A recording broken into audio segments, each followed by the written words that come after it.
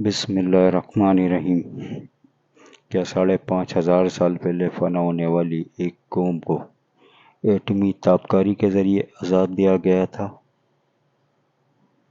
ذرا سوچیں اور غور کریں کہ رب نے ہمارے لیے کیا آسانیاں پیدا فرمائی۔ صرف گناہوں سے بچنا ضروری ہے۔ تقریباً 5,500 سال پہلے کی بات ہے۔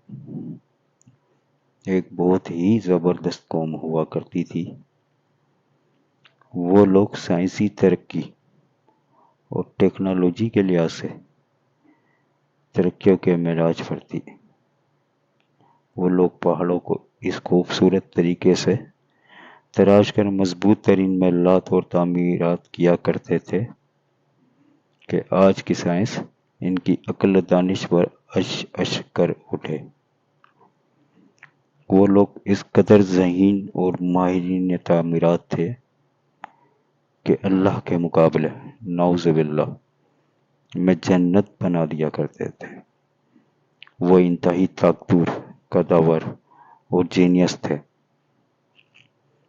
اپنی انہی خصوصیات کی وجہ سے وہ اس دور کی سپر پاور کہلاتے تھے۔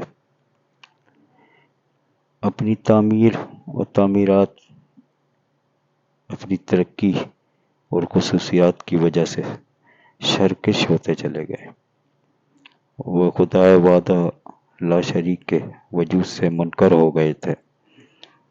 انبیاء ان کو ہدایت کی بات سمجھاتے تو وہ ان کا مذاق اڑاتے، اذیتیں پہنچاتے، اپنی بستیوں سے تشدد کر کے نکال دیا کرتے۔ وہ خطا بہت سرسبز و شاداب تھا، لیکن جب ان پر عذاب نازل کرنے کا فیصلہ کر لیا گیا تو ان کے ہاں بکرشین روک دی گئی، لیکن وہ پھر بھی باز نہ آئے۔ ان کے ہاں بارشوں اور بادلوں نے اپنے رب کے حکم سے بالکل رخ پھیر لیا، جس کی وجہ سے وہاں کے سالی والی صورتحال پیدا ہو چلی تھی۔ پھر ایک روز انتہائی عجیب و غریب واقعہ رونما ہوا۔ انہوں نے ایک روز آسمان پر اٹھنے والے ایک دھوئیں کے بادل کو دیکھا جو تیزی سے ان کی طرف بڑھ رہا تھا۔ اس بادل کو دیکھ کر وہ بہت خوش ہوئے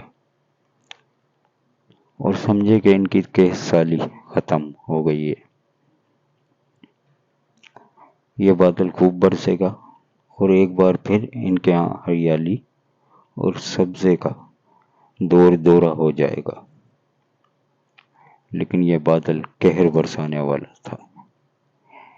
یہ وہ بادل نہیں تھا، بلکہ اس بادل نے سوائے ان کے مضبوط مکانات، محلات کے کچھ بھی نہ چھوڑا تھا۔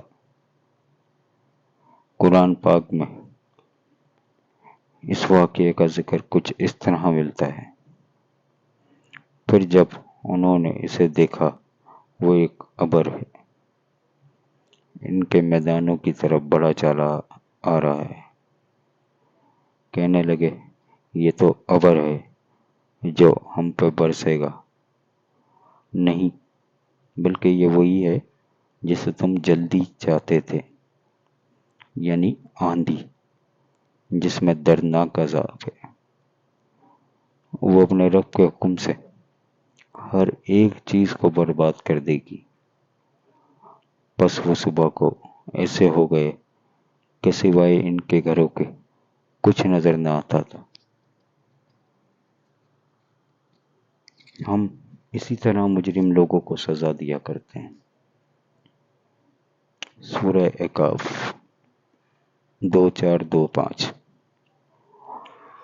وہ ایک ایسی تند تیز و تابکاری اثرات والی ہوا تھی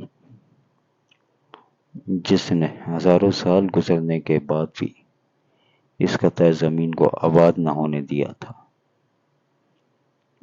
وہاں پر کسی نباتات اور ہریالی کو نہ چھوڑا تھا اور نہ ہی کسی کو سلامت رہنے دیا تھا۔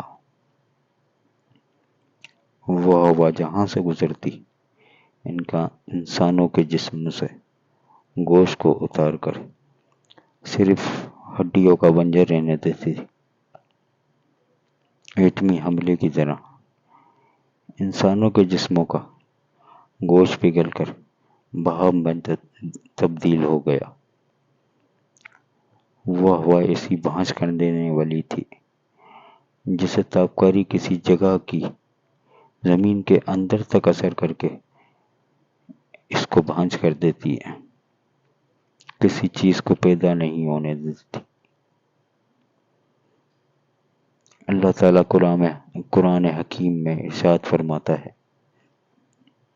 جب ہم نے ان پر بھانچ ہوا بھیجی، وہ جس چیز پر سے گزرتی اسے بوسیدہ ہڈیوں کی طرح کیا بغیر نہ چھوڑتی۔ الذریات 4:1-4:2۔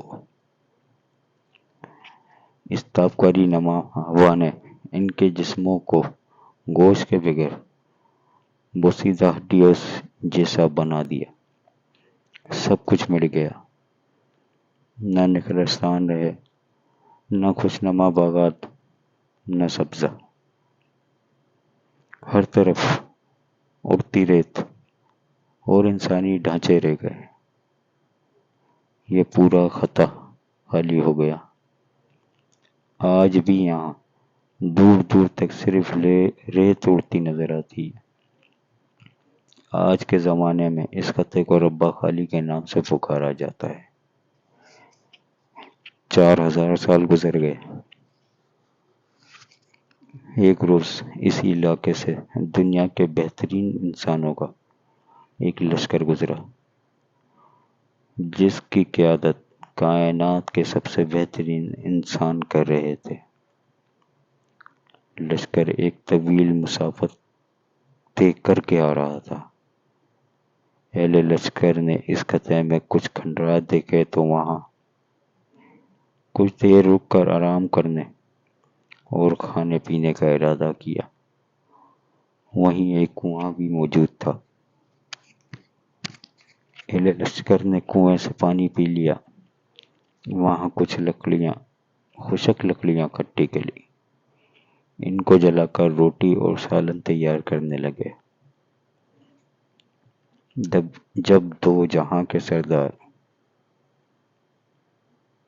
نبی صلی اللہ علیہ وآلہ وسلم اور لشکر کے قائد کو اس بارے معلوم ہوا تو آپ صلی اللہ علیہ وسلم نے اپنے ساتھیوں کو حکم دیا کہ کنویں سے نکالا ہوا پانی، پکائی ہوئی روٹیاں اور تیار شدہ سالن کو ضائع کر دو، اور اس میں سے کچھ بھی نہ کھاؤ اور نہ ہی پیو۔ جتنی جلدی ہو سکے یہاں سے آ کے نکل جاؤ، ورنہ تم سب پر بھی بلا آ سکتی ہے۔ یہاں پر ایک قوم کو عذاب دیا گیا تھا، یہاں کی کسی چیز کو استعمال مت کرنا۔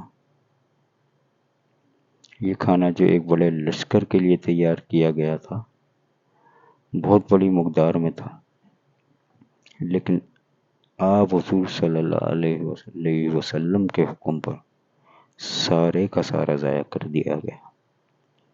یہ آپ صلی اللہ علیہ وسلم کا علم جو اللہ نے عطا کیا تھا۔ آپ صلی اللہ علیہ وآلہ وسلم نے اس جگہ پر نظر نہ آنے والی وبا یا بلا کا پتہ لگا لیا تھا جو انسانوں کے لیے مہلک تھی۔ قرآن پاک میں اس ہوا کے لیے لفظ رح القیم استعمال کیا گیا۔ رح کا مطلب ہوا اور عقیم کا مطلب بھانج، عورت، مرد یا زمین کو کہا جاتا ہے۔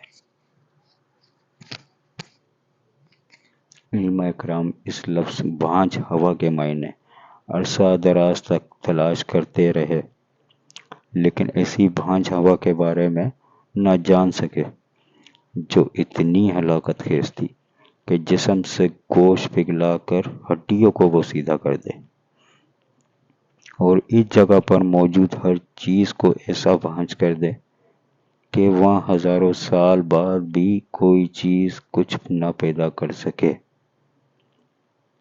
موجودہ دور میں جب ایٹمی تجربات اور ان کی ناکاری کے بارے جاننے کے بعد خیال اس طرف جاتا ہے اور قرآن کی ان آیات کا مفہوم واضح ہونے لگتا ہے۔ ایک ایسا بادل جو نہایت برق رفتاری سے بڑھتا ہے اور پھر آنا فانا تباہی مچا دیتا ہے،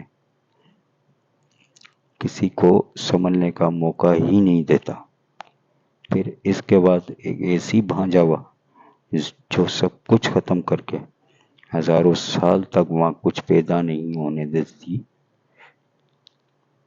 اللہ پاک ہم سب کو ہدایت عطا فرمائے اور اپنے حبیب صلی اللہ علیہ وآلہ وسلم کے صدقے کسی بھی ایسی پکڑ سے محفوظ رکھے۔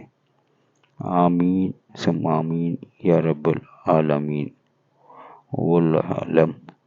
مزید اچھی معلومات کے لیے ہمارے چینل کو سبسکرائب اور ویڈیو کو لائک کر دیں۔ جزاک اللہ۔